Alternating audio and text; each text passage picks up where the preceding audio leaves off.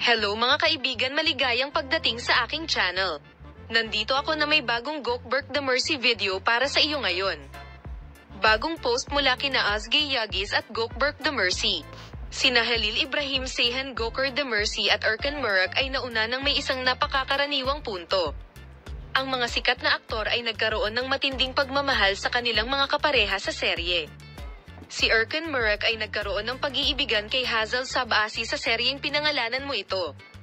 Ang relasyon ni Hazel Sabasi kay Erkan Murak ang nagpasikat sa kanya, ngunit pagkatapos gumawa ng finale, naghiwalay sina Hazel Sabasi at Erkan Murak dahil sa relasyon nila ni Ozgie Yagis, ang kanyang co-star na si Gokberk The Mercy, na sumikat sa Oath series. Naging isa sila sa mga karamihan sa mga celebrity ay pinag-uusapan sa social media.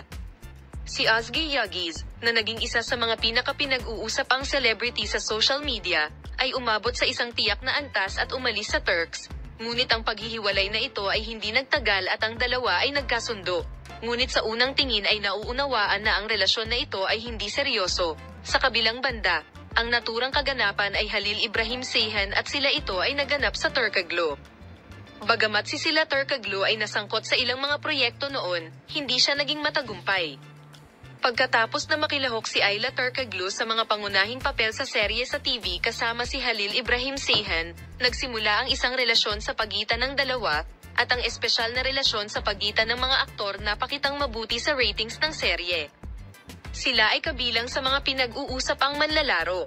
Gayunpaman, bagaman nakatrabaho ni sila Turkaglo si Halil Ibrahim Seyhan sa mahirap na mga kondisyon noon, ayaw niyang magtrabaho sa ganoong kapaligiran pagkatapos niyang sumikat. Tinapos nila ang kanilang relasyon ni Halil Ibrahim Seyhan, ang manliligaw ni sila Turkaglo, na umalis sa tiwala itinakda sa kabila ng pagkakaroon ng kontrata sa kumpanya ng APIM.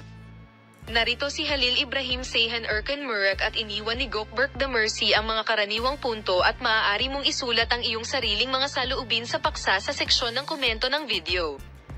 Sana makita-kita sa mga bagong video. Bye!